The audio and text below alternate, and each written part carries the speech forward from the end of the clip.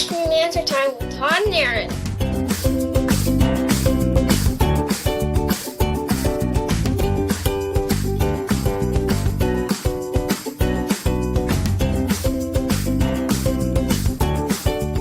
It's time for Q&A with TNA.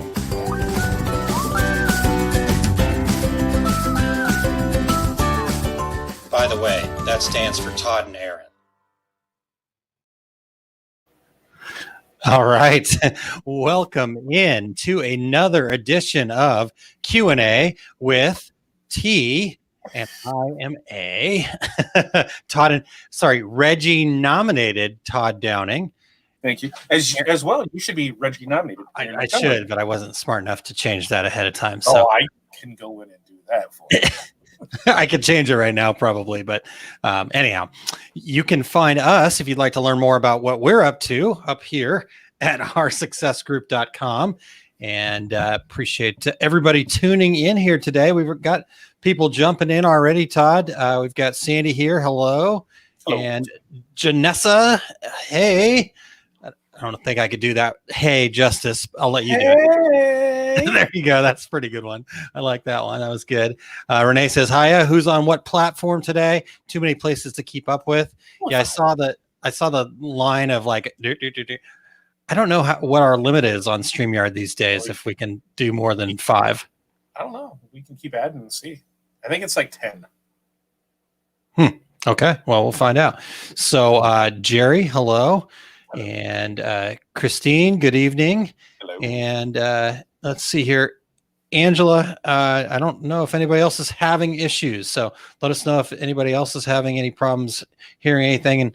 And Angela, you may want to just jump out and jump back in and see if that catches it by chance. So yeah, because I thought I was broken, but we fixed me. And now I'm not touching it. So yeah, don't touch. Nope.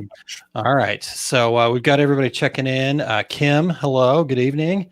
And oh man, they're just coming. People I haven't seen before either. Ashley, hello, welcome. And Curtis says, I hear you. Thank you, Curtis. And hello to you, sir. Hopefully things are going well for everybody. Todd, how's your day been? So today, if people don't remember, we had a what was that, a derecho that came through over the summer? And, when we had the big windstorm, took the tree out part of the house.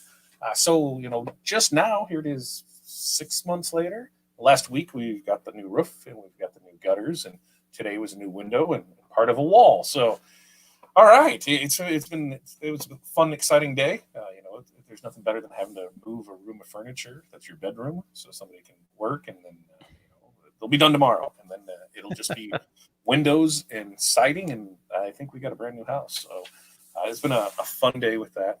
It's been a long process, and I cannot wait to be done with it. Sounds like a blast. No, not at all, actually.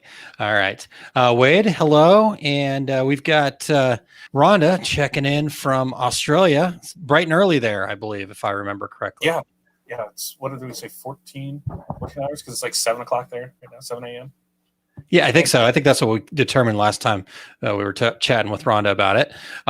Jerry says, I'm in panic mode, by the way. I cannot find my round to it. Uh-oh. You know what? When I saw that comment, I was like, oh, man, I don't have mine in my pocket right now. I just jumped out of the shower and it's in my other pants. That old saying, how that goes, Todd? Yeah, mine is in I'm crossing fingers that that's where it's at, because it should be with my certificate in my laptop bag that is sitting at the shop, because I usually always have that with me. But I got a backpack that I switched over to see how that was, and I'm kind of liking that one more. So crossing fingers, it better be in there. Gotcha. All right. Well, we'll keep a look. If we lose our round to it, we'll figure out a way to get that sorted out. Yeah, Rhonda says, yep, 7 a.m. and ready for work. Awesome. Getting after it. Bright and early on the bright and early on, what is it? Must be Thursday Friday morning there. Oh, no, yeah, Thursday. Yeah, today's Wednesday. Yeah. See, here's the thing. Here in the States with COVID, I think all the days run together. So if I want tomorrow to be Friday, it's going to be Friday. It's Wednesday, Thursday, Friday, I think. That's the day? Yeah. Something like that. Anymore. I mean, All I right. don't even know how old I was, yesterday. So how am I supposed to remember what day it is? Yep. Yep. All right. Well, Becky says I need Reggie nominated in front of my name also. I will get to work on that here. Hello, Martha.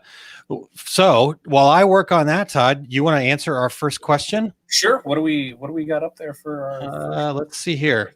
Okay. We had some leftovers from the Okay. 18th. So I actually left some on the list, shockingly Oh, enough. shocker. I know, but we did go like an hour and a half last time. So, We did. and 6 minutes in, and we've just said hi to everybody. So That's doing good for us. That's doing good. that actually is really moving forward here. Okay, Rhonda says, "Yep, Thursday and the weekend can't come quick enough." I don't even know what those are. Christine says, "It can't be Friday tomorrow, Todd. I'm hosting the Women in Garment Decorating Two Regular Guys podcast on Friday, so Right. she would have been early." Yeah, you're always prepared for that. So it's just a double show. You'll do it tomorrow, and then you do it on Friday Eve and Friday. There you go. There you go. Mo, hello. And Christine says, "I need a day off camera, so I need a Thursday." So, Okay. all right. Let's slide. All right. So you ready for the question here, Todd? This will be one of the carryovers from Perfect. previous. There it is. Okay. Is sublimation onto vinyl worth exploring?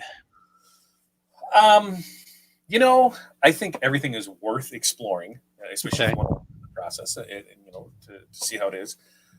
While I think it is good for one-offs, because I'm assuming they're talking about the what is it, the Easy Subly, which is I think that kind of stuff. Yep. You're going to run through, your sublimation printer, and then you're going to run it through your vinyl cutter, and then you're going to apply it there. For those simple, or not, I guess, it has to be simple artwork because you don't want anything that's going to be a lot of weeding and low numbers. You don't want to have to do it a bunch. I think it can work. Cost effectiveness for a large order, it's just not worth it. I don't think you can get into a production volume with that and have it. Now, when you're doing it on glitter, that's a different story because you're adding value to it by having that glitter print. So in that aspect of it, sublimation on glitter, you can really create some awesome things doing it that way. And the colors are super vibrant on it. The glitter adds that extra element to it. You're going to upcharge for it. So on that side, I think it is worth it. When you're doing those little ones, I've seen way too many people mess things up. Registration, ink not coming right, something going wrong with it, and way too many headaches. It's just not my cup of tea. Yeah. And see, that's where I'm kind of with it too. It just seems to me that, I think people grabbed onto the sublimation onto vinyl as the way to go on to cotton shirts or the way to go on to a dark garment or something like that. And I just feel like there's better tools in the tool. I mean, if that's what you got and that's what you're doing, I get it. But at the end of the day, if your business is about putting, imprints onto dark garments that are cotton, you probably want a little different tool than a sublimation printer. It would be my take on that. Now, again, if that's what you got and that's what you're doing, totally understand that. But like you said, from a cost perspective, can I make really good money selling a lot of these over and over again? I think there's just, there's too many potential pitfalls. There's too much spoilage that probably doesn't get taken into account. The cost of ink and transfers and stuff like that is massive. If you're running a Sawgrass, for example, or something like that, I mean, you've got, big dollars in your inks. And so anyhow, I'm like you, Todd. I agree that it's worth exploring. But I don't think that, if you're just getting into this business and you're going, okay, I want to print on dark 100% cotton shirts. Should I go get a sublimation machine? No. Oh. And here's the other thing too, is there's two things that I see way too many people that get into this, sublimation and they just don't do the research on it. You cannot sublimate on cotton. What you're doing is sublimating on other products and putting that on cotton. So you're not sublimating on cotton, so you're just not going to do it. And dark garments will change the color of your graphic because there's no white. Oh, and the third thing, you can't make white. So, those are things that I think people just assume, I can do this. And then they get frustrated because they didn't do the research on it. But yeah, if you know those three limitations, that dark garments, it's going to change the color of the artwork. And what do I mean by that? Is that if you have a blue print and you're putting that on a yellow shirt, chances are that blue print is going to be green.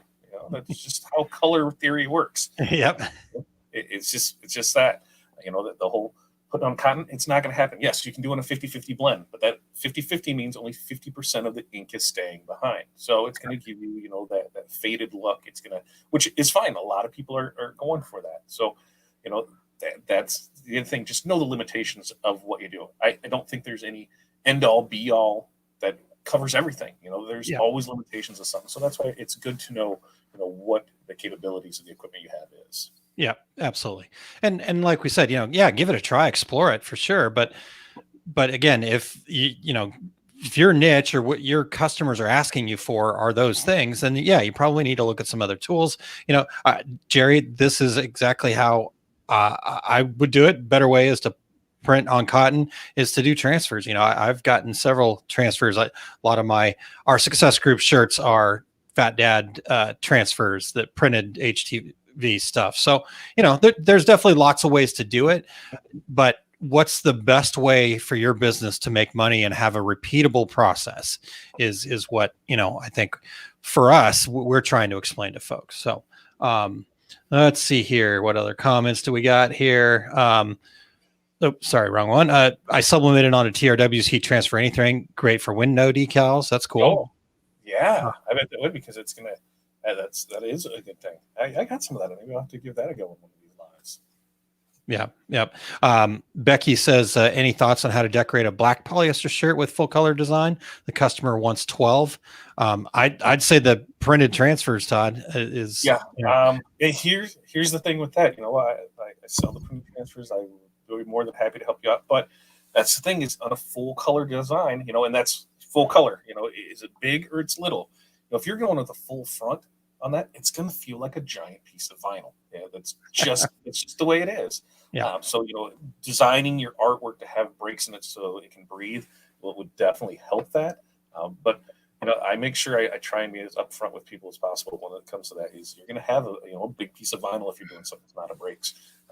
There's poly is one of those fun things that the best way to do poly is cut and sew. Because doing anything less than that, you can run into issues with anything. If you're doing an all over print, as Aaron called them, smiles, you can get those when doing it on that.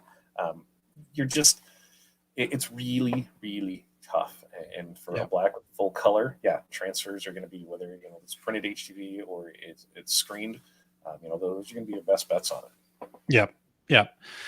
Yeah, so there's definitely some variables there, but I think the first way I would try to tackle it is definitely a printed HTV from Todd. I mean, that you use the High 5, I think, from Caesar. Yeah, the Caesar High 5. It presses at low temp. Yeah, and the other thing I like about it is it doesn't feel as thick as some of the other printable vinyls out there. So that's just my own personal opinion, but. Hey, we've got the camera and the microphone, so we're allowed to give personal. Yeah, well, we tried a bunch. There wasn't anything wrong with them. Some felt really plasticky. Some were really glossy. Some felt really thick. And there's just through them, and just the things that I liked about it was the matte finish. I love that it pressed at 250 degrees. Love that it pressed at 5 seconds. So it could go on a variety of things. I think the only thing that we found so far that it hasn't been able to go on is like the synthetic leather. We had, I think Kelly tried that for us on some of the transfers that we gave to her on a planner, and it wouldn't stick to that. And that's the only way you do is you just test stuff out. We send them here, try this and see what it can't go on, because we know the things that can go on. I want to see the things that it can't go on. Exactly. Over there. Yep, totally. All right. Let's see here. Any other comments before we get in there? Pilar, hello. Thanks for joining us. She's dead to me for 2 weeks. Let's remember that. What's that? She's dead to me till the 11th, the 12th, until there. She's dead. I forgot about the battle royale, the Reggies. I do have my my name updated now, so yes. All right. Becky says Caesar has another printable vinyl that is even thinner than the High 5, but it does press at a higher temp. Yeah, and And I've seen that, and I've used it, and it was good. I just like for my customer base, hey, here it's 255 seconds. So and you can get the other stuff, and it is a little thinner, but with this, that 255 seconds leaves you open to not scorching a whole lot of things. So totally. You can definitely put it on things and not have to worry about it as much. Yeah. So the other thing though is if that is a black polyester shirt, though, you could go with the higher temp printable product because with the black you're not going to get the well, I guess you could have a little dye migration depending on what temperature. Right, and then the other thing too is if you're not doing it right, you can end up with that nice little box around it, the nice shiny box. Because that's the other thing. Not all polyester is the same too. I found that where some poly shirts you can press no problem, and it'll 365, 375 minute. You're 45 seconds to a minute, and you're fine. You do that on some of the other ones, and it comes off glossy as hell, and there's nothing you can do about it. You just ruined a shirt. Yeah. The only way to know is to test some things out. Yeah. All right, Todd, we have our first Facebook user of the night. F you, Facebook user. Which means Facebook user. It's nothing derogatory or anything like that. But we do have a little banner that if you head over to StreamYard.com/Facebook, you can give them permission to see it. To give them permission, then we can see who you are. The other way around that is you can head over to liveosg.com. That's the YouTube channel. Then we'll be able to see who you are. So that's the way to get around that one. Nice. All right. Yes. Okay, good. No offense taken. Good. Robert, wow, 250 degrees. That's low. Yeah, it's really cool. I mean, you can go onto a lot of stuff with that. Yeah. Bullhar says, Todd is kicking my butt in both categories we are battling, but he still disowned me. Oh man.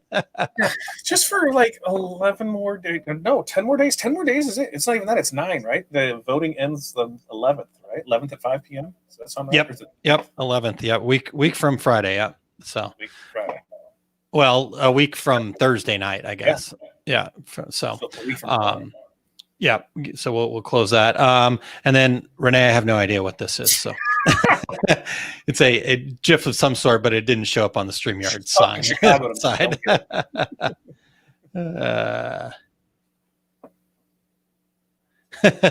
Christine says, I need to make a banner for that URL. I keep citing it when I broadcast, but sometimes I get it backwards. Super simple to do. You click the banners, you click add, type it in, done. All right. Before we start getting hate mail here. No. Super simple. Pamela will do that. So, okay. Jerry says, is there a way to put a contour around a PNG in Corel? Tracing it isn't working. Yes, because you were on the right path by tracing. So you do your trace, and then from there, you'll do a contour around that trace. And then in reality, you should then have a boundary of that trace image that then you'll be able to use for the original image. Yeah, it totally doesn't make sense if you don't play in Corel, Aaron. But the rest of you have your image, and then you'll trace it, so that'll bring up the new image. And most of the time, I go as low as I can on that because I want a solid piece. You'll slide that to the side. You'll do a contour, or you'll do a boundary around it. You'll pull that boundary off, and then you can power clip your original image into that, and then there you go. Perfect. All right. Thanks, Todd. I haven't done that 1,000 times or anything. You may be dead to me now. You have to send her more alcohol, man. No, the last time we almost killed her, so I'm not going to send her anymore. That's a good point. All right. Never mind on that. Pamela, put the banner up where to vote, please. Absolutely. I'll just put it in the comments, see where it shows up at here. Yeah, because we've got two regular. You're up for, you need to go ahead and pat yourself on the back. If you do it right and you come over here, I can pat you on the back. Here, let me just get. That's weird. All right, here, we'll share the screen here real quick, and so there you go. Just get in there and vote. Vote early, vote often. Vote early, vote often. Yep, that's right. So there you go. Cool. That ends at 5 p.m. Central Time on. I think you're right. I think it's the whatever that Thursday is. Why can I not The find 10th. the date now? It's the 10th. It's the 10th. Yeah, the 10th, Thursday the 10th at 5 p.m. Yes. So there we go. Okay. There you go. Todd, send chocolate. Oh, and I can send that this time of year because I don't have to worry about melting, So Oh man. All right. Good times. All right. Let's get to the next question here, Todd. Since we've only done one so far, and it is now, it's actually pretty good for us. So 21 minutes. We're rolling here. Okay. I'm new to sublimation. What should I consider about the process? Well, I think we just answered that. I felt like they kind of went together, but what else are we?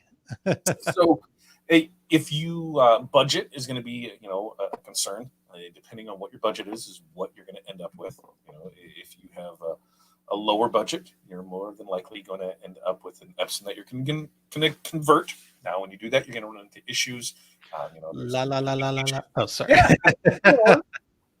your midline, which is your plug and play, your tried and true, always going to work, is going to be your Sawgrass. And if you've got the funds and can really make it work, you go with the wide format Epsons, and those are kind of your three levels of it. And then I guess there's four because you can jump up to the 44-inch one. But basically you need to know what your limitations are of it. If you're getting sublimation just for garments, really, really look at the type of garments that you can offer for it. If you're doing hard goods with it, and it's amazing. That's where I think you can kill it with sublimation. Yeah. I think I agree with you on that. If you're getting into apparel, sublimation may not be the right place to start. I see people kind of adding that, but going from there. So, but yeah, the thing I love about sublimation is all of the different things you can do. There's thousands and thousands and thousands. Like David Gross told me how many sublimation blanks they have at Condi one day, and the number just floored me. And I've been around it for a long time. He was one of my main competitors for a long time, and it was surprising how many there were. So, all right. So like what was it, like 30,000 products or something crazy? I don't know. It was some crazy number. I can't even remember. All right. We got another Facebook user here. I can barely hear Todd. Sorry. F you. Which stands for Facebook user. I say phone a few friends. And then Renee says, is Todd echoing to anyone else? Todd's having some audio problems today. And it could be on my side. I can put my headphones in. It's crazy. I don't know. I haven't touched anything. It worked. Aaron could hear me, and I left it alone. I don't know. I'll put my headphones on and see if that'll help if I change this up over on my side over here. Let's see. Now, is there any more? Is there any more echoing? I don't know. How about now? Can you hear the echo now? Echo. All right. So one more time, folks, for the folks that are coming up as Facebook users, please do us a favor. And again, if you've done this already, it's okay. Facebook likes to clear this stuff. Facebook likes to make it challenging for anybody to use any software outside of Facebook. So we're using a program called StreamYard, as you can see here. So just go to StreamYard.com/Facebook, and that will give them permission there. Yeah, and I think it almost comes out to every month. It seems like at the beginning of the month, that's when we notice it, and same, or it seems to be the same people too. And so the easiest way around it is you just head over to our YouTube channel at liveosg.com, hit that subscribe button, turn on the bell, and then boom, guess what? Yep. We go ahead, and when we go live, you get the notification, and you're set, ready to roll. Yeah, nice. All right. So let's see. Any more things about what should I consider about the process? I think the other thing to, I guess, think about, Todd, is the fact that, like you mentioned, there's no white ink in the process. So, for example, if you're somebody that's using maybe what's the like a die press, I'm not super familiar with that stuff, but one of those kinds of things, and somebody says, "Hey, I want a soccer ball." Okay, your soccer ball is not going to, I want a soccer ball on a yellow shirt. Well, you're going to have a yellow soccer ball is what's going to end up happening. So Missy, it did work. So we got you. So So that's the one thing. There's no white ink in the process. So everything that, is created that has white in it when it's sublimated starts with a white background, and then the rest of it is sublimated. So that's why things like, mouse pads and, socks and all that other stuff, you can make lots of cool things like that if you can decorate the whole thing. Doing shirts all over is possible, but you got to have obviously a big press for that. And then Todd mentioned earlier what I like to call the smiles, the things underneath the arms and the around the collar and stuff like that, where it just doesn't get a good even transfer. That's pretty typical with an all over garment. So unless you're cutting and sewing. Yeah. So if you see somebody that has, an all black polyester shirt, there's white on it, chances are that shirt started as white, and then that was all dyed that, and that's how it came that way. They didn't buy a black shirt and have some sorcerer and make white come out. It just doesn't. Yep. Can coolers, yes, definitely another great thing. Now, if I know a lot of people, as the COVID hit, a lot of people started becoming sewers. I would recommend those folks that have learned the ability to sew also get the can coolers that are lay flat, and then you sew them after the fact. So much better. So you don't have that white center, and even when you smash the hell out of them, it's tough to not have that there. Yeah. So Robert agreed with you 100%. Cut and sew is the best way to do apparel. Sure. Mary says, I've been sublimating for quite a few years, and I think people are overthinking it. Biggest learning curve is knowing your product's available. Absolutely. I agree. Get the things that you're good at. Yeah, I think that goes along with anything. Whatever process you're doing, you have to know the limitations of it and what you can and can't do with it. So many times people have got something and thought, oh, I can do this with it, and then they can't. I can't tell you how many people I've seen have bought printers and thinking, a good one is like, an Epson printer, wide format one, or an HP wide format one, and they're not made to make decals, and it's fading and running and nothing's working. They can't figure out, and that's why, because they're not made for that. They're made for printing prints, and people just assume, oh, I can do this with it. And why is this banner having this issue? Well, that's because it's the correct job for it. Yeah, definitely. Darren, this is a really good question. What about white toner printer? I mean, those have their own limitations too, a little bit. Now you're going to be able to go on to lots of different things. You've got some spoilage to consider with your AB sheets if you're not doing that right. So my number one tip for anybody that wants to get into white toner printing, and I have to be honest, I was involved towards the beginning when Oki was really starting to be even louder into the market once they kind of not separated. They worked with Graphics One at the very beginning, and then they decided they needed more distributors. So I actually remember the meetings that I had with the guys at Oki when that was starting to take place. So anyhow, my point being is that the number one tip that I could share with anybody is get a heat press that is a tank, like an Insta or even, I mean, I've seen people wreck Fusions really fast, even though those Fusions are pretty good presses, obviously. You need so much pressure to make that AB sheet work well. Now, again, if this is what you're doing, I think it's great for the process. They do have that same kind of real thick feeling if you don't have a lot of, if it's a big solid full color, piece, big solid piece, you're going to have some heavier feel. But I think, those are some of the things that I've always looked at is, you got to have a great press, a press that can take a lot of pressure and then have really even heat. And then, kind of go from there. So Todd, is Oki your next investment? Maybe. I don't know. I mean, I've been looking at them for a while. My thing is the process to get it right. I mean, from everything that I've seen, I should expect to blow through 100 to 200 sheets when I'm trying to get that pressure just out. And I better buy another press, and I better just use that press just for these transfers because pressure is everything. So not having it just for that, you're gonna run into issues. I think if it's all you're doing, you're going to have a lot better handle on it. If you're not doing it every day, you're going to have issues. I've been on the fence about it. I twice now have, almost clicked that button, and I've had everything built out and said, okay, we're going to go ahead and do this. But even with that, what void or what does it fill that we currently can't do with the equipment we have? And that's, basically small lettering on small lettering in general. It sucks to weed. So when we do printed HTV, that's kind of the issue with it.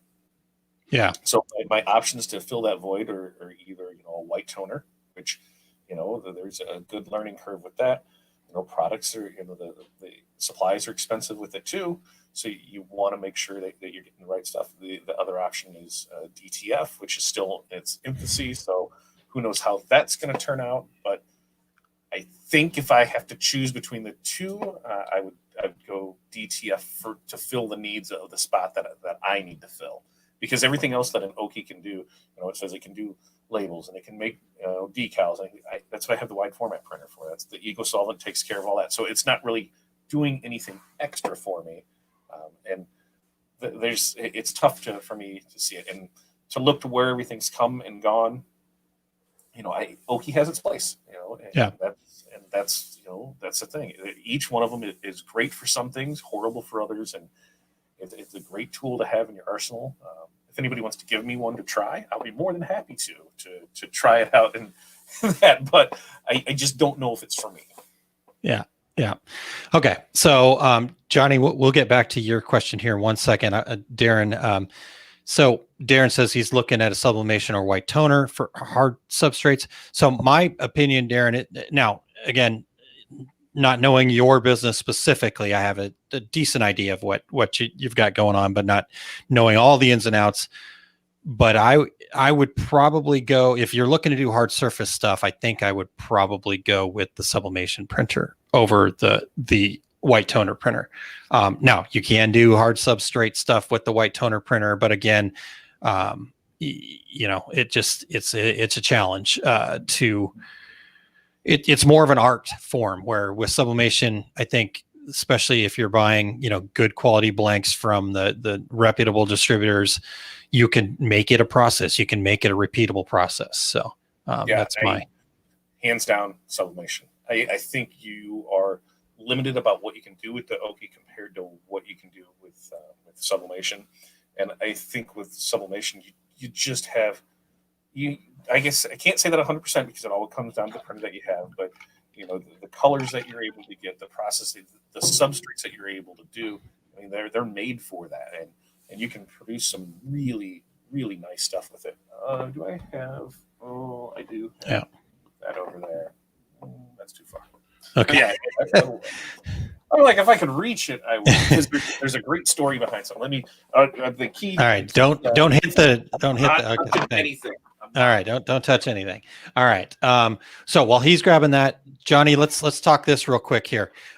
Says, so as a non-sublimator currently, I want to be able to not turn down jobs for one-off shirts or a few where it's too few to order a transfer, but I want to do a good sublimation job. What printer? All right. So there's a couple of questions before. Todd, you want to show that thing and then come back to this one? I've got some things I want to say about this here. Go ahead. Yeah. Doing this key rack holder. One of the questions that somebody had sent me in a message, they wanted to know what this material was made out of, because due to the artwork, they actually thought that it was a separate material on top of it. And so I had to take a picture of it sideways to show them that it's not there. I mean, the stuff that you can get out of sublimation is just amazing. Yeah. Now, here's the fun thing. So I made this for us, right? I mean, Imagine that. That's our name. So somebody placed an order, and they ordered this design and this last name. And that's what they want. And now I have to decide, am I going to press one or am I just going to sit this one because I've already got it done? I haven't hung it up or anything with it yet. Yeah. You know what, though? I would make a new one because you've already got the key rings in there, and shipping those. I don't know. Are you shipping it or are you delivering it? Shipping it, but we're doing, I've got a box for it and bubble tape and all that fun stuff. So I ran it through here on the other one and shipped to see, because I shipped out a couple of them to see how they were. I was like, hey, let me know how this comes through. I want to see how this works. And they were like, yeah, not a problem. It was when we put that piece in here that made it all even and then wrapped it all up. So everything was good with it. we'll see. It's local, but we're still shipping, so we'll see. I'll more than likely make another one because I can always find adjustments for it. But I thought it was just crazy that somebody was like, "Here, they ordered this," and I was like, "Wait a minute, this is my last name." It was kind of fun.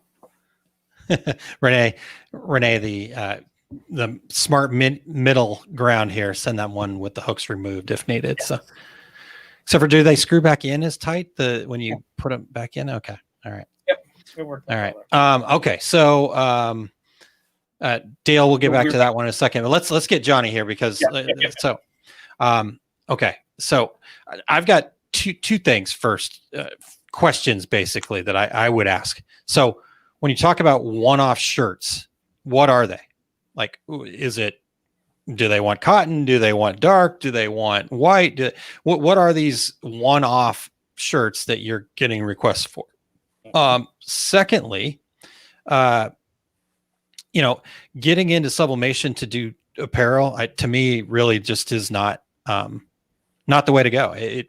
I think you can do apparel with it if you've got the right projects for it. But if your intention is to just do apparel with it, I just think you're going to fight too much spoilage, too much fighting with it.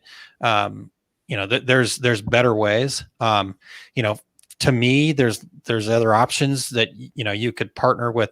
Somebody's got a DTG printer to do your one-offs for you. You could get transfers, just one-off type transfers from Todd, the vinyl transfers. You'll do a one-off, right, Todd? Yeah, I don't care. Yeah. So the problem with one-offs is the shipping. That's that's what thing. And so one of the key things is when you're pricing that stuff is you have to build that into your pricing. Here's what it's going to cost me to ship this. Here's what it's going to cost for this.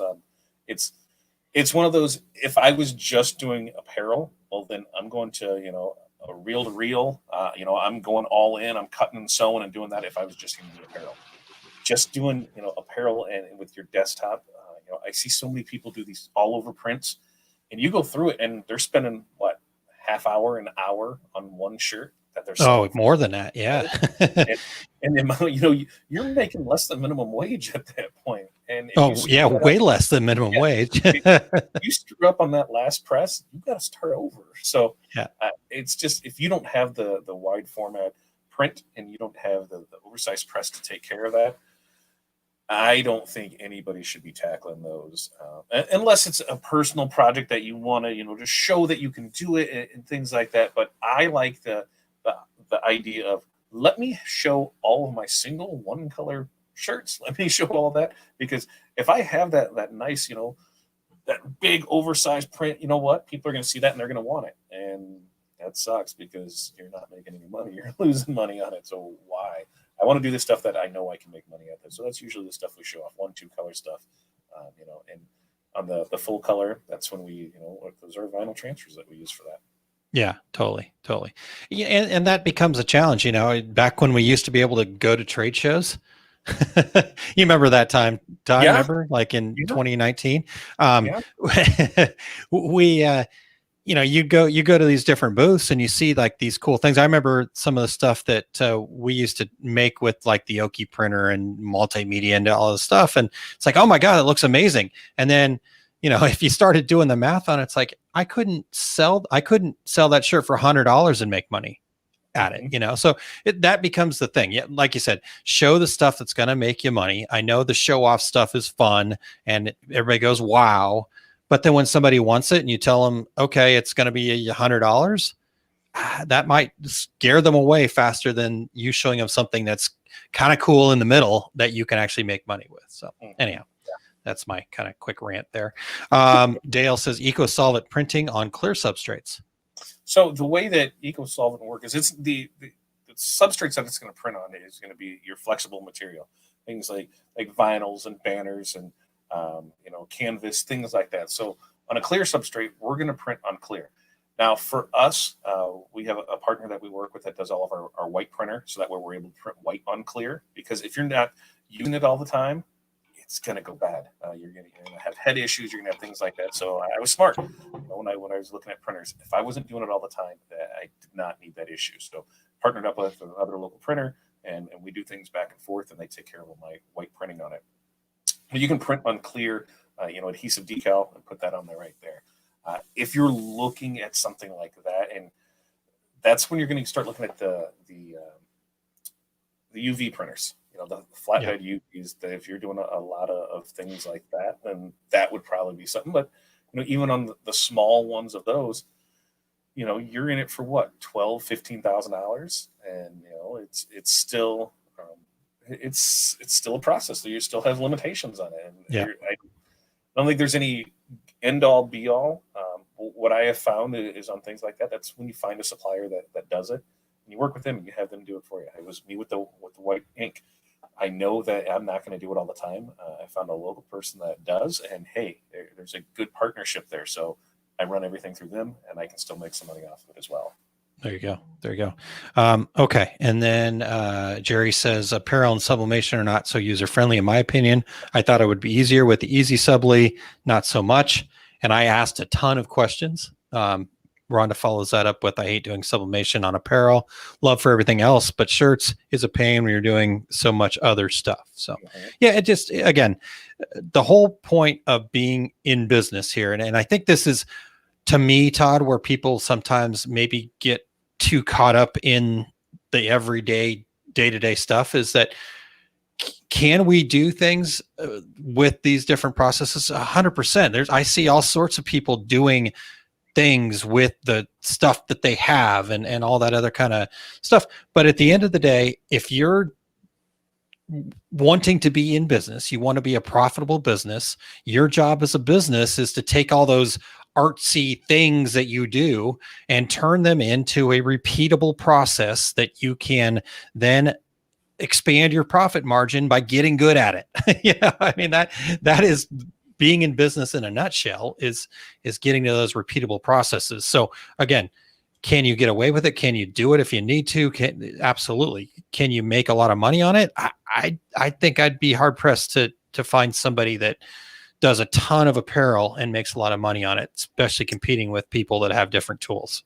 Yeah. And I think it depends a lot on your niche. I see a lot of people doing the bleach shirts, where they bleached it out and did it there. They're killing it on it because they found a way to exploit that. And like, here, we can do it this way, and it works. So it's finding your niche and seeing if that will fall into it. There's so many different ways to do things, and I hate when I hear somebody say, that they're an expert in this, and this is the way it needs to be done. And guess what? Tomorrow there might be a new way. And so if you always think that this is the end all be all, it's not always that way. You got to be open to try new things. So many people have just stumbled upon something by accident, and things have come from it. Sublimation. What was it? 2 years ago, 3 years ago, when somebody tried sublimating on the Home Depot doormats. That was something that, here, let's try that, and it took off. Because one person sees it. This year it was the glow in the dark HTV. The products have been around forever, but nobody's thought, hey, we should try this and see what happens. Put them together. Yeah. And just go from there. So it's learning something new every day. And with sublimation, there's so many little factors that, the poly count is one of them. People are like, oh, this is poly. Can I settle? I don't know. Try it. Some work, some don't. It's the only way. But there's so many different parts to it that it's hard to say, yep, this is the way that it needs to be done, and you can't do it any other way. Totally. Agreed. Okay. Rhonda says, I have a BN20 and love it. Don't have white and never needed it. So, and Johnny, we're glad you stumbled in here too. Great to have you along. And every other Wednesday we hit the Q&A, but you can also find all sorts of other stuff. In fact, Todd, the page that I think people miss out on our page, that on our success group, I don't think I have a banner for it, but it's oursuccessgroup.com/resources. Oh yeah. We actually have links to the Two Regular Guys, Tuesdays with Todd, My Small Business Saturdays, all that kind of fun stuff. So go check that out. Sign up on our email list and all that kind of fun stuff too, Johnny. We'd love to have you. All right. Let's see here. Becky says, talk some more about sublimating on glow in the dark HTV. It's crazy. It's so what I have found is that I tried a couple different things. What worked is you sublimate it on the paper, and if you've sublimated on glitter HTV, same process, same everything all the way through. Now the one big difference is on glitter HTV, you'll peel off your transfer, and then you'll apply your HTV to the shirt. When you sub on the HTV, what you're going to do is once you sub it on the HTV, you're peeling the backer off, and then you're applying that transfer and the HTV to the shirt, pressing it, and then peeling that off. It's worked. There's a Tuesday with Todd that we did it on. I think there's a couple other videos. Yeah. What was that? I was just looking for that. I see. Do you remember? Obviously, it was in October. It was October. Was it during the Spangle giveaway or I think the special Thursday edition, or it might have been the special Thursday edition. I think it was a special Thursday edition. All right. Well, I'll post it up there. Cool. I'm sure I'll find it real. Yeah. All right. Well, yeah. This makes for a good show when we do that. I'll look. All right. Pilar says Rhonda has subbed on HTV. Anything from Tia could be opening a door for new ideas. Yeah, because with that, it's unclear, and it's a clear adhesive decal. So you're putting on. Now, once again, what are you going to run into? You're not going to have a white, and you're not going to have a white underbase. So whatever that clears on, whatever's behind it, that's the color that's going to show through. So if you're going on clear, your colors are going to be transparent. If there's anything behind it, it's going to push through. We've done clear decals for people, and I've had to ask them, "What is this going on?" And one it was black with a yellow lightning bolt. I made sure they knew, hey, if this is going on anything other than white, this lightning bolt is not going to be yellow. And they were fine with that because that's what it was going on. It was hard hats. But it was a thing that they didn't want to have to, what was it? Weed it all out because of how small it was. And they're like, let's put it on clear because it's going to look better that way. And it turned out. So, that's the thing, is not having that white underbase because white makes everything pop. So to not have that, really kind of changes the way artwork is. And how your eye sees it. Yep, for sure. Okay, all right. Pilar says you did one on Corey's birthday, so see if you can find that Tuesdays with Todd. And no, Corey's birthday was something else. I think that's her go-to now. Okay. Rhonda says I put it as a window decal and on water bottles, tumblers. Cool, very cool. Nice. All right. So I'm going to put this comment up from Robert. Because it's going to go nicely with our next question because it's a very good comment too. Robert says, every time you add a new process, you multiply the complexity of your business tenfold. So agree with that. And while agreeing with that, let's get to the next question. Should I specialize in one decorating technique or offer everything?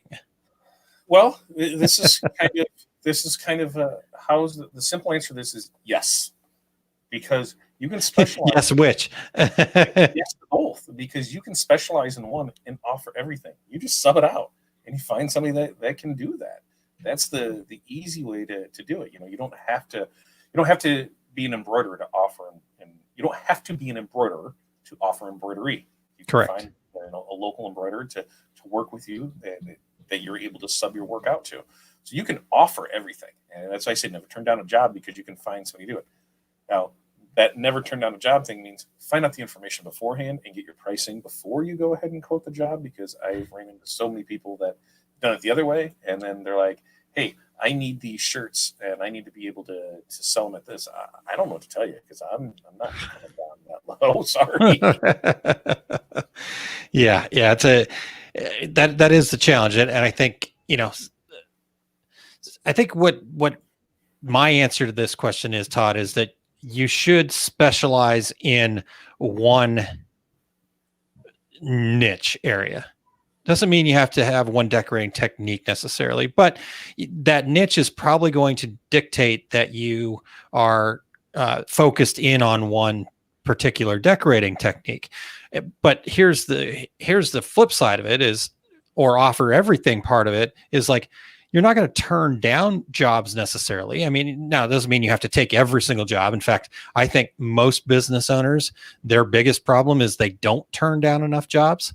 They take bad jobs that put them into a bad situation, which then makes problems for their other customers and whatnot. But you can still take other things outside of your decorating technique, like Todd said. But again, have some, if you're thinking that I need to get into, I don't know, we'll use sublimation as an example. And let's say you're not a sublimator. Let's say you're an embroiderer, but you feel like you need to offer sublimation, but you don't want to get into the equipment. And so you want to farm it out to somebody, you want to contract that. And I think that's a great idea. Here's the thing to not do though. Like Todd said, don't take the job and then try to find somebody to do it. You need to understand what their process is. You need to understand, what your costs are going to be, what the challenges might be, So if you're looking to get into sublimation and you want to use a contractor, go buy a few things from that contractor and see how the process goes and see what, ask questions, all that kind of fun stuff. You may have to spend a little money to do that, but spending a little money up front is going to save you from taking a huge hit on the back end when something doesn't go as planned because you didn't do any actual planning or testing. So that to me, yeah. So my answer to that is I would specialize in one niche, focus on one niche as far as who I'm trying to attract, what kinds of things I'm trying to do. I mean, I see it all the time. People that are like, okay, I'm a sublimator, but they're doing completely different things than another sublimator. And so it has nothing to do with the technique that they use. It has to do with the market that they serve and the community that they serve. So I wouldn't look at it as decorating technique. I would look at it as a niche. So there we go. What are your thoughts, Todd? Yeah. Well, I think with this, I think, to specialize in one, it's great. You're the specialist in it. I mean, I have a laser that, I may or may not use, but if I need laser stuff, have Renee take care of it for me because that's what she's doing is laser. So yeah, can I screw around with something for half a day to lose $100, $200, or $300 and screw up the job and then be out, $1,000? Or can I just send it to Renee and have her do it and be fine with it? Hey, yeah, about that. Like I said, one of the questions that I've got asked before is, if you're just starting off, what would you do? Sales. I would totally work with everybody and find out what it is. And until I feel comfortable with doing the things myself and that I'm proficient in it, I would totally let somebody else do it, make your 20, 30% on it, and move on to the next job. And because a lot of people don't realize it's stressful when you bring on new stuff, here. Yeah. In fact, today, they said there may be a new piece of equipment in the future. And we kind of laid out a timeline of here's how it's going to work. And this is what we're going to do. And here's the testing phase for it. Here's what we're going to do for it. And from the day that I get it to the time that I would feel comfortable, offering it to people would be probably a good month because here, let me work on this every day. Let me send stuff out. Let me have other people test it. Let me just run through it. That's the only way you find out stuff. I've seen so many people that have sold jobs, hey, I want to sublimate on this. How do I do it? Well, what do you mean? You can't sublimate on this. It's black and it's the wrong thing. Well, I told the customer I could, and they've already paid for it. What? Like, how does that work? My biggest thing is like, how the hell do these people get these jobs? How the hell do these people get these jobs where they have sold something? And then I start thinking, I need them as a salesman because if they can sell somebody on something that they don't even know how to do and get a good price on it because the pricing was fine on it, like, wait a minute, how does this work? You don't know what you're doing. You're going to ruin more than you're not. Mugs are a great example where I tell everybody, when you first get your mug press, order a case of mugs and plan on going through that case of mugs before you actually understand how your press works, how everything's wrong with it, because it's just testing. And that's what I think 95% of sublimation is testing, And okay, let's 75% is testing, 24% is art, and then 1% is the actual pressing part. Ooh, you pressed it, it's there. It's all testing up to that point to get everything down, your pressures, your times, your temperatures, that, because then once you have that schedule and you open up your book and you're like, hey, I'm going to press phone cases. I'm going to go to phone cases. Oh, yep, this is what I did it at. This is my time. This is my pressure. All right, I've already got my artwork set up. I print it out. Boom, done. It's not a difficult process. The process itself of sublimating anything, or for that matter, heat transfer vinyl, any of that, it's not a hard process. Yeah. It's everything that goes into it, all the knowing how to do it, knowing what to do with it. Those are the things that people really don't think about. They just see that somebody bought an Epson printer at Walmart for $80, and they're able to get ink off Amazon for $20. And they don't have any clue what profiles are. They don't know nothing. They're not even sure. Oh, I can use copy paper too, so I can be in this for $100, and I can make that awesome mug. Sure, I picked up my mugs from Dollar General. I don't understand why they're not working. What's going on? Oh, well, because of all of these issues. Yeah. And it's things like that where Facebook has been great, and YouTube has been great with helping people, but at the same time, people don't actually follow through of looking, for information and stuff. So a lot of times they just assume that this is what they can do, and instead of research, they want all the information now. They don't want to pay for anything. They don't want to listen to somebody. They don't want to, they just give me the answer and let me do it. Okay. Then it's 500 degrees for 400 seconds on a shirt. Go for it. You're not going to listen to what anybody says anyway. So why? Yeah, exactly. That's funny. All right. Let's get a couple comments here. Darren says, I use my laser every day. There you go. And Robert, here's my take on Robert's question here. Is it easier to niche down to a particular audience versus a particular decoration process? And I would say that yes, it is. And I would say that, again, I don't really personally care what my decorating process is. Now, obviously, you've got equipment you want to sell to it and that kind of thing.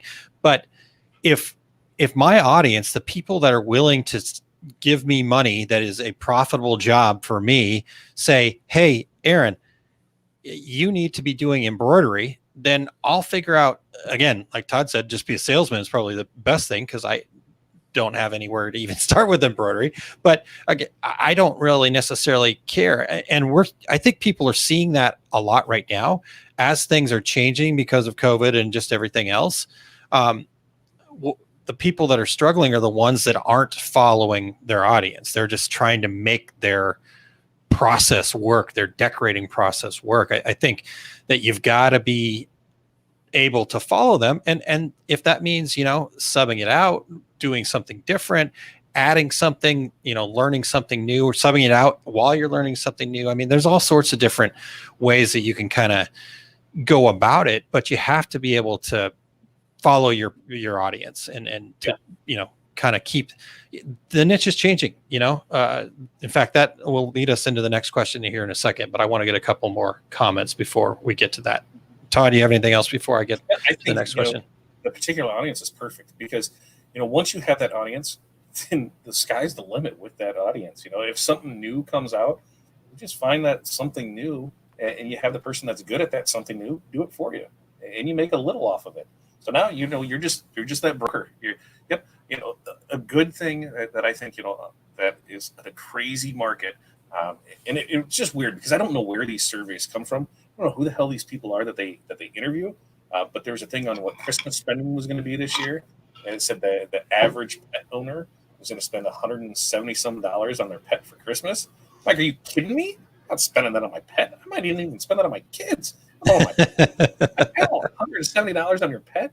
But then those are the people I want to sell stuff to. Here's the personalized bowl. Here's the embroidered dog coat. The rhinestone collar, the leash, all that stuff. It's one of those that if you're in good with a certain niche community in that, then you can offer them all kinds of things. And a lot of times you can be like, hey, I seen this new thing come in, because you have that captive audience that you're working with.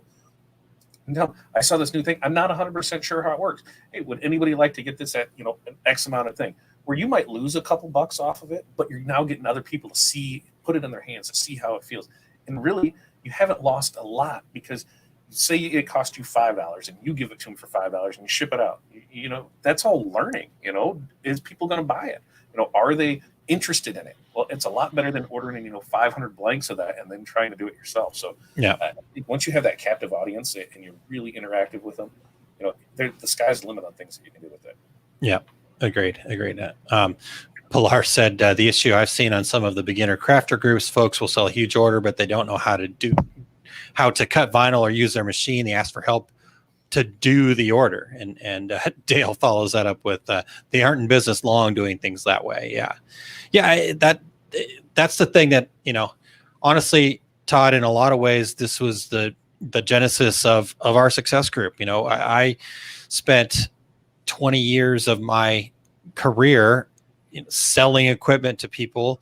And there were times where I just kind of was like, this is a bad idea. I've talked people out of, it's hard when you're a sales guy and you get paid based on what you sell, and somebody comes to you and you just couldn't sleep at night by actually making that sale. And they're like, here's my card.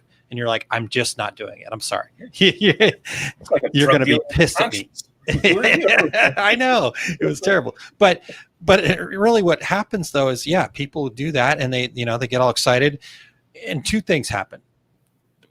One, they get, they're in a bad spot now. They're struggling, and now they think, this business is terrible and they hate it. But then the customer also is sitting there going, oh man, these people that cut vinyl, they don't know what the hell they're doing. I got this crap or it took them forever and it wasn't right.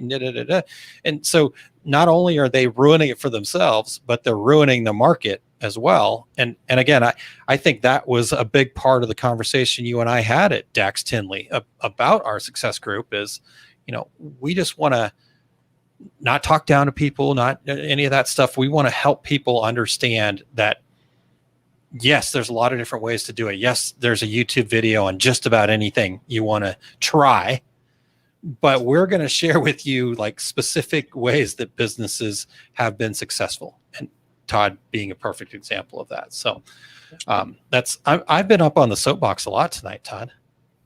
Hey, you've had you got recharged, over Thanksgiving, and you're just ready to roll. I'm ready to go. I've got my studio ready to go here now. I've got a fake plant right here, so that's pretty cool. I'm not touching anything because and Mary says, yeah, that drives me crazy. The comment, how can I get into sublimation on a budget as cheaply as possible? Yeah. And I'll be honest, 4 years ago when I started doing it, I was looking at it and I didn't know if it was something that I wanted to do. I loved the thought of the process, but at that time to drop $1,000 on a piece of equipment that I wasn't really sure if I want to do it, and then how things played out, I'm like, oh well, I'm handy enough. I can get into this Epson and I can do this on the type of things that I want to do, and it worked out well. And now I'm kind of an Epson loyalist because I can been in a lot of those same situations that people have been in, so I can help them through that. And there's absolutely nothing wrong with a Sawgrass. I tell you, if you've got the budget for it, get that and just be done with it, because you don't have to worry, about now I got to refill this ink cartridge and oh my God, stay away from the CIS because you're just going to get screwed on that and have air. And the thing is you're going to blame that printer. This is horrible, but you know what? The printer was never made for that. So you got to think about that. That printer was never made to be a sublimation. So you're going to have issues with it. You need to know that. And it's a great process. You can do a lot of amazing things with it. And if it's going to be your full-time thing, you should really look at, start setting a little money aside each time. And I wouldn't necessarily say if you're already in sublimation and most people are going to have, the like 7610 or something like that, that's doing 13 by 19 prints. So, Sawgrass comparable is going to be the SG-1000. Now, I'm not telling you to save money and buy that. What I'm going to tell you to do is pull that money aside and then jump up to that 24-inch 570. That's the way to do it. If you're doing good and you're comfortable with that, jump right up to that Epson, because cost versus that, you can gang stuff. You can do a lot more with it. I wouldn't see any reason to jump to that Sawgrass. And if you're holding money back to do your equipment, which everybody should be doing. So, because equipment doesn't last forever, it's just the way it goes. And nobody wants to be stuck in that predicament of like, oh crap, my printer's out and now I have a job to do and I don't have it here. And, having that, building to that goal to just go from that to the next Epson, I think it was just a smart business move. Yeah, totally. And I think, to Mary's point though, if you're getting into business and your first comment about, hey, I want to get into this business and the first thing you think is, how can I get the centerpiece of my business, the tool I'm going to use to make money, how can I get that as cheaply as possible? Then if that's where you're starting, you're going to be struggling going uphill the whole time, because if that's where you're starting, you're also going to be the same person that says, oh, well, people in my area won't pay that for this, or the cheap people are going to come to you. And then you're going to be kind of wondering, well, why is it that nobody's willing to pay me money on to turn a profit on something? Why are all the cheap people coming to me? Well, guess where you started? You started in that. So it's just one of those things. I get it. And again, never talking down to people. Todd, you started there, and in fact, you still have refill stuff, and that's totally fine. But you knew the limitations. You knew what you weren't complaining about, when you had to replace your printer in 2 years or whatever the case may be. So it's just one of those things where it think about business as a business. And if your centerpiece of your business is you're trying to be as cheap as possible, you're probably going to be faced with cheap the rest of your career, until you can kind of get out of that mindset. So, all right. Pilar, my point about subpar products bringing people's impression of these homemade items down. I want to shout, not all things are made equally. Yeah, it is tough. It definitely hurts the market. Todd, Steve just walked in and said you look younger without the beard and your gangsta flat bill cap. Look at you. Corey in fact, I was looking at our little cover photo for this where you have the beard. Yeah. I'm like, you look totally different. Right. Right.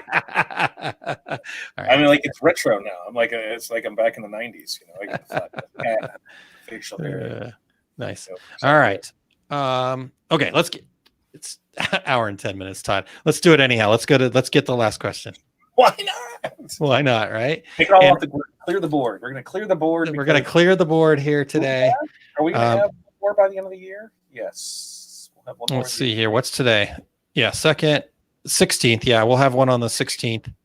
I'm not sure. Yeah, we won't on the 30th, right? We're gonna shut it down from Christmas on through the first week of January. Take a little breather and recharge for 2021. Okay. All right. So yeah, just one more left this year. So with that being said, everybody, if you have more questions for the last one of the year, oursuccessgroup.com/QA, we are clearing the board. So if we show up on the 16th and there's no questions, we'll wave to each other and call it a year, right? We'll just high five. Do a year in review. We'll go back and pick some of our best questions. All right. I say we just call it. So get your questions in so we don't have to call it. How about that? All right. What is something I can do to help my business grow next year? This is a tough question because I don't know where you are in your business. I have found surrounding myself with people that know more than I do has been very beneficial to my business. So I would suggest, joining something like, our success group with our trainings where you're going to get those, masterminds group, the people that are in that have been amazing that I've seen. I think any kind of training that you can take, any type of, really, niching down what you're doing, what you want, finding your passion and going after it. I think those are, a couple things that you can do to help grow your business next year. And we should all realize that I think next year, because now the vaccine is on the horizon, and just because the vaccine is on the horizon, I don't think things are going to change until probably, late spring, because it's not like magically tomorrow everybody's going to have it. It's going to take time to get out to everybody. So I think the first quarter is still going to be a little iffy, but then after that, things are going to open back up. So by summer, all those festivals that didn't get to do anything this year, they're going to be itching. Everybody's going to be itching to get out and spending money. I think you're going to see stuff multiple weekends going on. So definitely, get out there and sell yourself. Practice. Do everything you can to get yourself together to get out there and be a force to reckon with. Yeah. I like that for sure. Robert says write down your goals. That's a great one. That's kind of what the Success Tracker program's all about. Yep, is helping people, because it's one thing to write down a goal, but if you write down what you think is a goal that isn't really spelled out in a smart goal kind of way, what ends up happening is that's more like a wish, and trying to wish for something is not a way I'd want to run my business. I want to have specifics and a specific plan and roadmap for getting there. So, which that's one of the things with that, when you say writing down the goal, that's one thing that if anybody has not gotten the Success Tracker program, I highly recommend it for one reason only, is that I would say 99.99% of the people that have turned stuff in, Aaron has sent it back to him and said, but how? Here's my goal. Okay, that's a great goal, but how are you going to do that? They're just having that action plan. So, to really, that was really going to create a good plan for you to there. And I mean, so you're out a couple bucks, but I guarantee the amount of stuff that you get back covers that. And now you're going to have some accountability to it. And I know myself that it is one of the hardest things, because, hey, we're all our own business owner. And if I decide to slack off today, nobody's writing me up or firing me or going to give me that stern talk. I sure as hell's not going to do that. I'm like, whatever, I'll get to it tomorrow. It's almost, like when you're the single guy in the apartment, who cares where you leave your dirty socks at? But man, once you get a woman in there, you need to leave dirty socks in the kitchen. It's just not happening, And, oh my God, the analogies are incredible here. It totally makes sense, right? Yeah, totally. Yeah, I mean, a big part with it, like you said, going back to the goals real quick here, Todd. I mean, when they come in, it's like, okay, cool, I get it, I see it, But if you can't get it to a point where somebody that knows nothing about your business can look at that and go, you either made the goal or you didn't make the goal. If it's not that clear, like for somebody to just kind of instantly be able to say, yes, I can see that this goal is achieved or not achieved, then your brain is also going to have that same kind of like, I'm not really sure. And then people around you that could potentially help you reach your goal are kind of going, well, I'd love to help, but I don't really know what Todd needs, or, I'm not real sure, I don't want to intrude and all this. So it just, there's a lot that goes along to this. And I've spent a good deal of the last year and a half now. In fact, I will be Success Principal certified by the end of the year. And so, that's thanks. Anyways, so that's the other thing that I thought of, Todd, and I love all the points that you made there. Again, Renee says you should never be the smartest person in a room or group. And I mean, just surround yourself with people that, in fact, there's a really interesting story that I'll just share real quick on that topic from Jack Canfield. He was, so he wrote Chicken Soup for the Soul. So for those you don't know, he's a co-author, and he and his co-author, Mark Victor Hansen of Chicken Soup for the Soul, they were, obviously doing pretty well with Chicken Soup for the Soul, but they couldn't get into that next level. They were millionaires. They couldn't get into the multi-millionaire club. And one day they ran into Tony Robbins, and I think most people know who Tony Robbins is. And they just flat out asked him, what you've continued to grow. Now you're hanging out, now you're just like blown up. You're kind of the biggest thing there is in self-help. And, what did you do? And Tony Robbins said to them, he said, so tell me about your mastermind group. What's the most somebody makes in your mastermind group? Oh, a couple $1 million. Okay. Well, you're in the wrong mastermind group. You need to be in with people that are, getting closer to the B number, the billion stuff.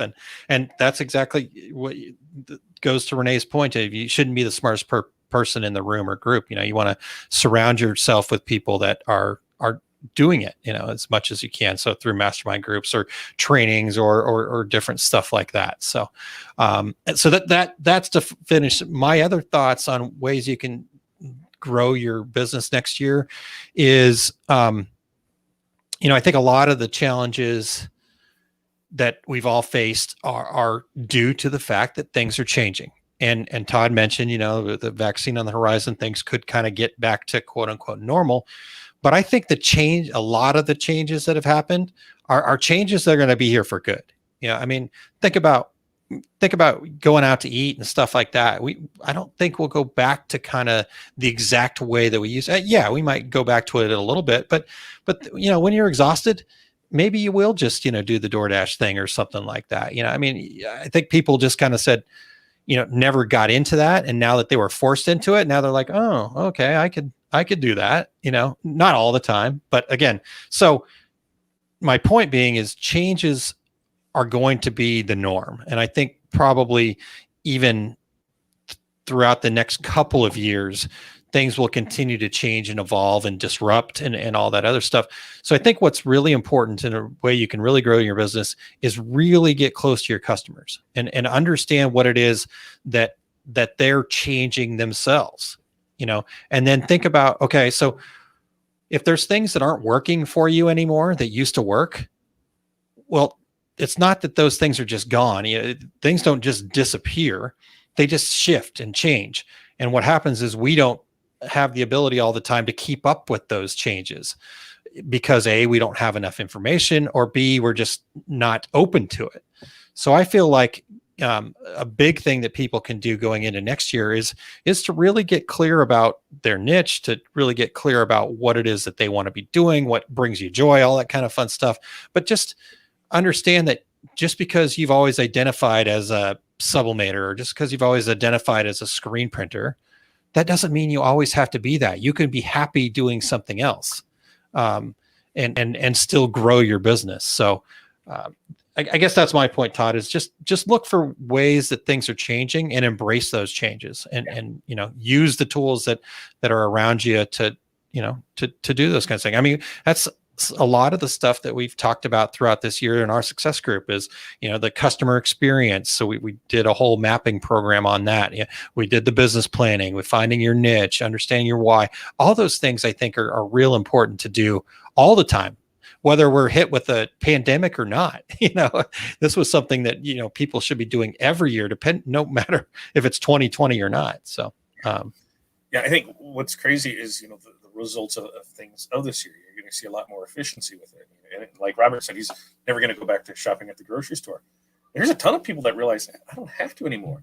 And, how crazy is that? Because, that was something that was just a daily part of life. You just had to. And now the grocery stores, do they want you to do that? No, because how many extra things did you pick up when you were at the store? You would pick that up because you were just there, and now they're not getting it. So, hey, there's this. And I saw that, I don't know if it was a city or state or somewhere where they were talking about imposing the work at home tax. If you had a corporate office and you had employees and you were letting them work at home, they were going to get taxed on it, because by working at home, they weren't producing like they were before. They weren't, driving, so they weren't going to the gas station to get that. They weren't getting that cup of coffee. They weren't doing all those extra things that they normally did. And so actually it was bringing down, the way that things work, because you don't think about all that little extra things. Hey, I'm stopping at the gas station, I'm getting my cup of coffee, I'm doing that. When you work from home, you don't do that. Yeah. And so it definitely changed up the way things are going to go. I think you're going to see more. One of the things that I've noticed is that my bar tab is way down this year. Because, we can order food. I can go ahead and order food and bring that in, but I'm not having 2 drinks when we're sitting there. So that when you decide to go over to your neighborhood Applebee's and you have your 2 for $20, and your drink bill is more than your food bill, because you had 2 drinks, you just had 2 drinks a piece, and there's $6 drinks. That's where they make their money at, and not on the food, it's on the drink. Well, my 2 for $20, I can pick that up and bring it home, and I'm not getting to-go drinks because we couldn't. So, you're going to see a lot of changes on how things are going to work. But once I think things open back up, there'll be things in place that people are still a bit leery about. But man, it'll be nice just to be able to get out to go see a game, to go see a concert. Oh, for sure. Oh yeah, I can't wait for all of those things. Yeah, there's so much stuff going on, because there's been a year where people haven't did anything, So, there's going to be extra. I bet there's going to be twice as many tournaments as normal in sports, because they need to try and make up that revenue. A lot of things folded because they go year to year, and not having it for a year really hurts. So you're going to go into ways on how can you help it. So, if there's something that you can do for the community, whether, you put together a shirt drive or some kind of fundraiser with banners or something to help bring them revenue, man, they're going to be happy for you to do that for them, because they're going to need every help they can, once everything starts to go back open. Go to a trade. That's going to be amazing. Yeah, exactly. Yeah, I think I think I'm really excited for what's to come here, Todd. Like you said, I think there a lot of the quote unquote normal stuff will be coming back online. Like you said, tournaments and yeah, everybody's going to be jonesing to get back out there and do all that. And they're going to need the gear to go with that and all the other stuff. But also at the same time, there's so many new markets that are still be there. Like you said, just because we can now go back to an office, should that be the case at some point here, that doesn't mean that a lot of these, these big companies are sitting there looking at these things going, we can let everybody work from home. We still get the same amount of productivity, and we don't have these massive buildings that we have to maintain and pay for. So they can cut their expenses there. So they're going, so you can have a work from home program that you can add to your offering. I mean, I think there's lots of opportunity to grow. You just have to be open to it and be willing to, get creative and look for ways to do that. So, yeah. And I think is like you said, is these places don't need that real estate. You're going to see commercial real estate really take a look at itself. And I think you're going to find stuff really cheap. And now I'm not saying go out and get your brick and mortar because, hey, I'm getting rid of mine, because we pivoted. But it's going to be a time where you're going to see a lot of small businesses take off because people have been doing things from home the last 8 months, and they've made a business from it. And they're going to be able to find a good little shop in town. And they're going to say, we're here, we're local, we're going to be able to do it. And I think more people are going to be more apt to support local because, it's there and here's what we can do for it. So I'm looking forward to all the fun things we're going to see happen. Yeah. Yeah.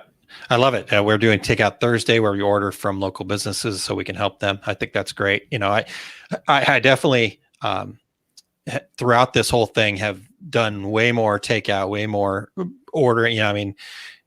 Normally if we were at home, we would have probably just hunkered down and groceries and made stuff at home. But we do that same thing. It's like, yeah, we can make something tonight, but you know what?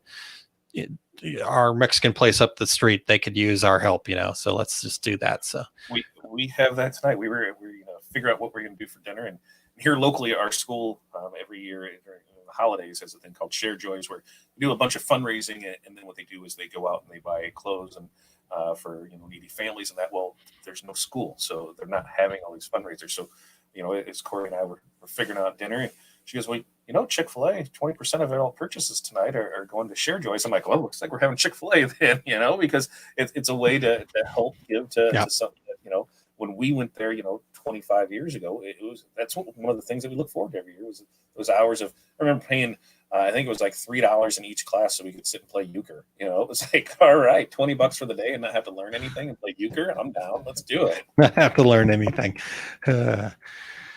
All right. Let's see here. Christine says, I had takeout sushi tonight. Finding out the good sushi places in town offers delivery was not necessarily a good thing for me. Tasty though. I haven't had sushi in a long time.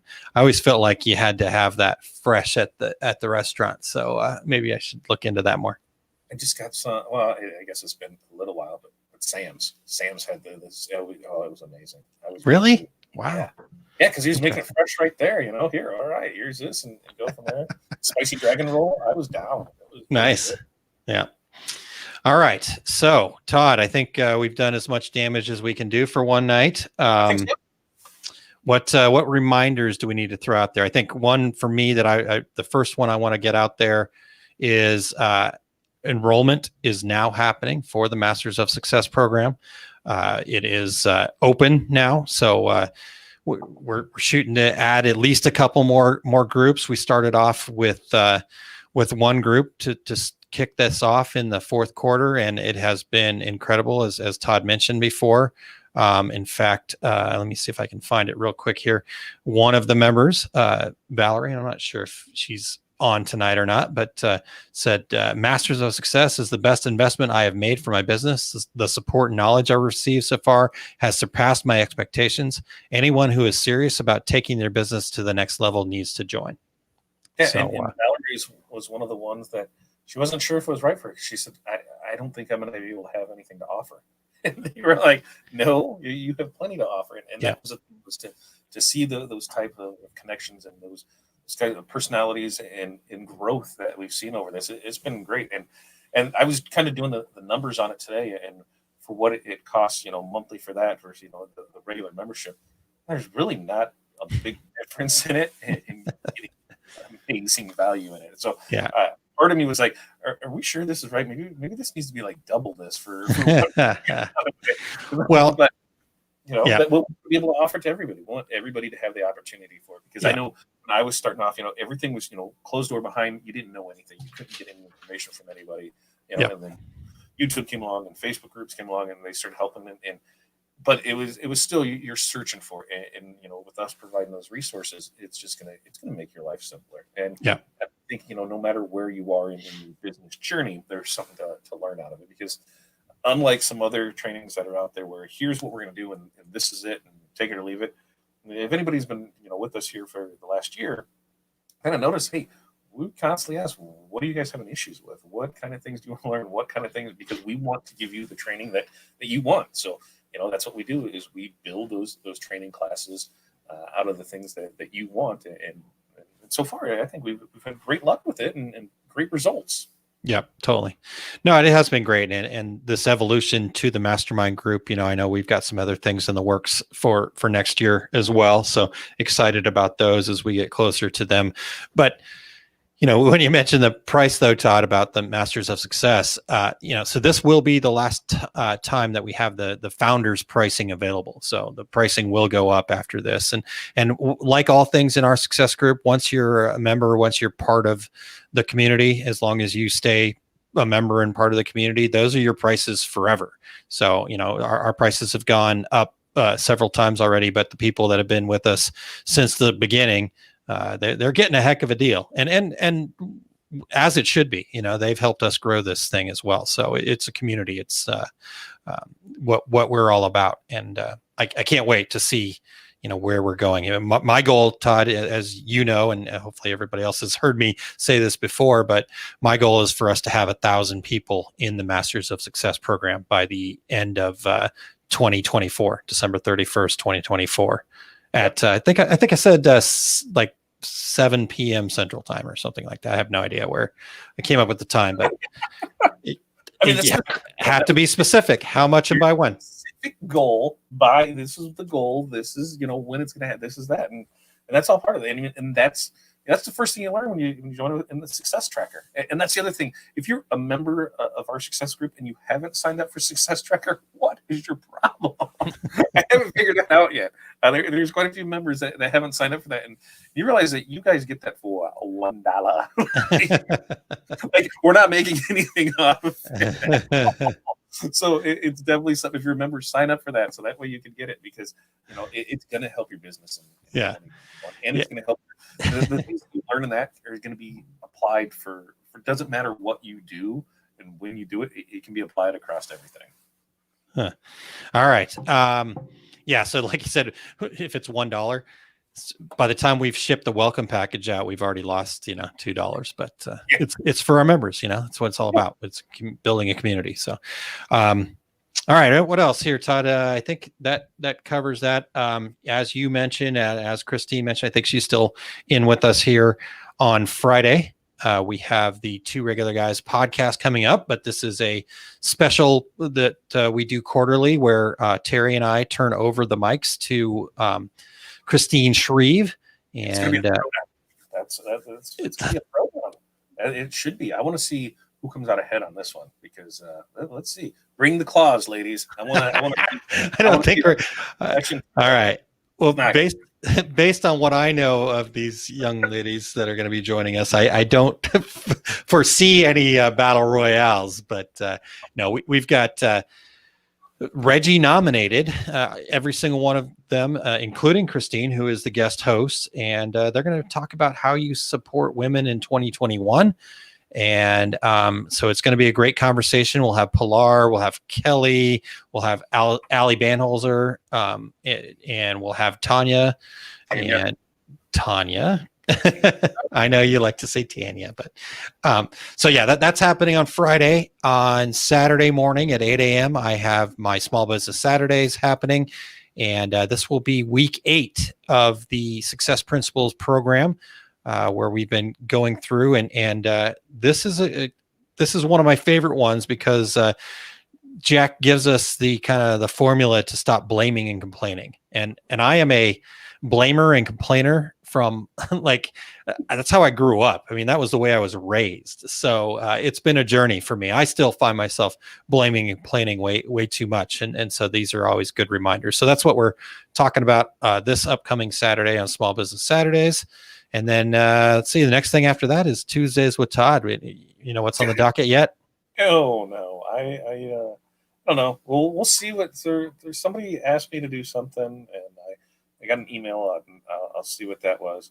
I've got some new stuff from stalls that I might try out and see how that works out. See how that weeds out.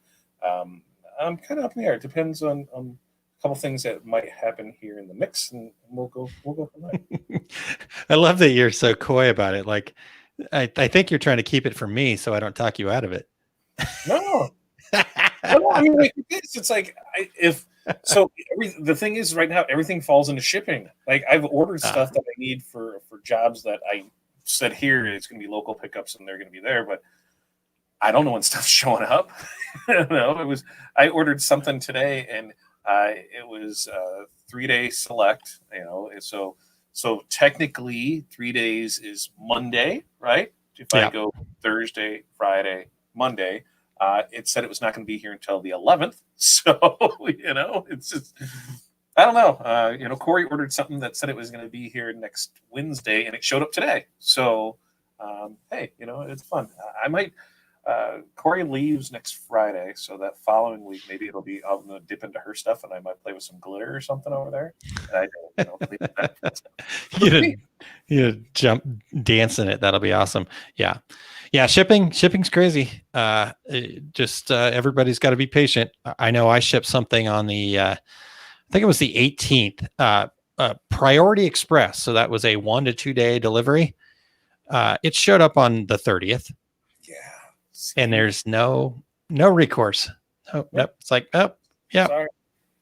Thanks. My biggest thing now is somebody says, "Yeah, I need a sweatshirt." Like, so do I. Speaking of sweatshirts, though, Todd, I think I may have found some. Did you? That auction had a bunch of boxes of sweatshirts. Ooh. I don't know what they were, but if they're large, then we're in business.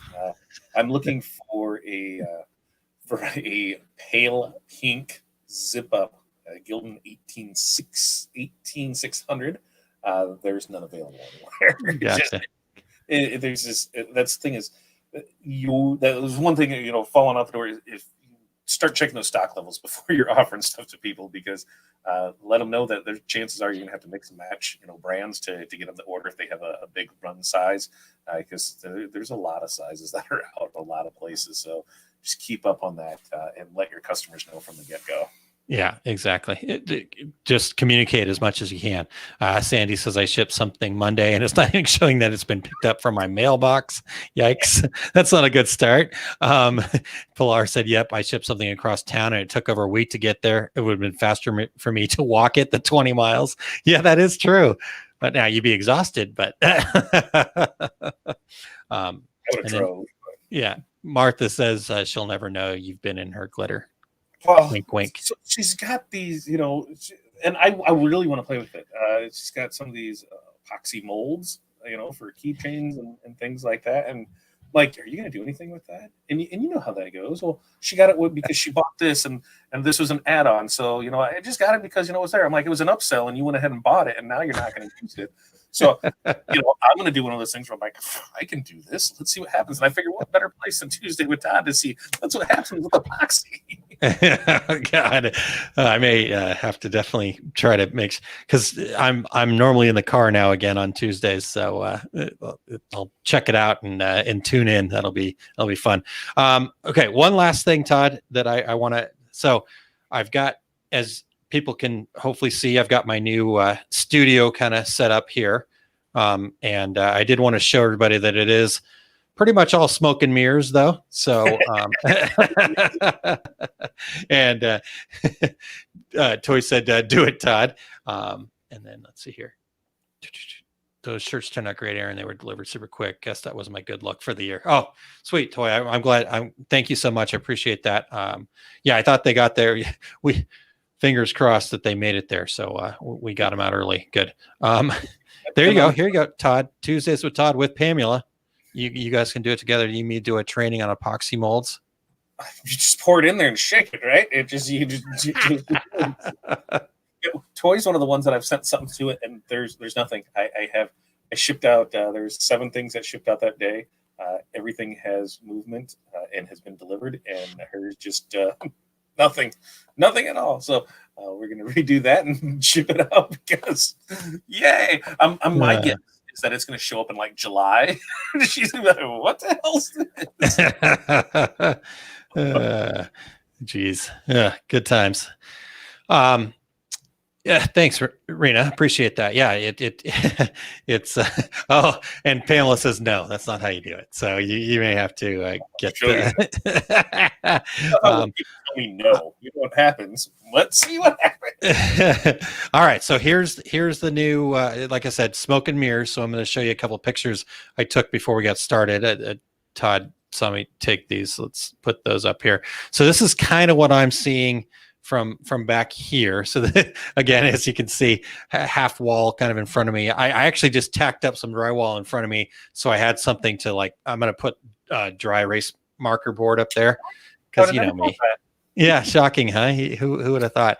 So I can write on that, and then this is kind of a little bit more behind the scenes. You know, not finished. I actually tacked in some of the corner stuff like that. But anyhow. It came together nicely, and the folks that did our kitchen actually came in while we were away on our trip. So, yeah, I'm excited about the new studio. So looks good. Thanks, man. Appreciate it. Toy says, I promise to let you know if it shows, Todd. There was I don't remember where I had heard the story at, or it was last year that somebody had received a Christmas card around Christmas from the year before. Oh my gosh. Yeah, they thought it was odd because they just already received a Christmas card from that same person. They're like, well, what? I got 2. And then they realized that the one was from the year before. It was oh my goodness. Date your cards. That's make sure you put a date on your Christmas cards so when they don't show up for a year. All right, Todd. Well, anything else that we missed before we get on out of here? No, I think we've bored them enough for an hour and 37 minutes. Okay, there we go. Not bad. High five. Good job. Yeah. It's like, bam, I know what's going on. Hit the wall. All right, everybody. Thanks for joining us tonight. And again, looking forward to seeing you guys on the 16th. That'll be the last Q&A for the year. So make sure you get your questions into oursuccessgroup.com/Q&A. Oh, Todd's got one other thing. There was one other thing. Now I got to find it because I don't think I have it handy. There was a survey too that I was going to, but I don't think I have the quick link for it. All right. Just look. Yeah, it's in the Business Basic groups. Look for it there. Maybe we can put a comment, or you want to like pin it to an announcement or something like that. I don't know. What would be easy? But okay. Yeah, that's something to help us with there. So yeah, other than that, we're good to go. We're getting out of here. Cool. Let's do it. All right, everybody. Thank you so much for being here tonight. Todd, great job as usual. And we will see everybody again soon. See you guys.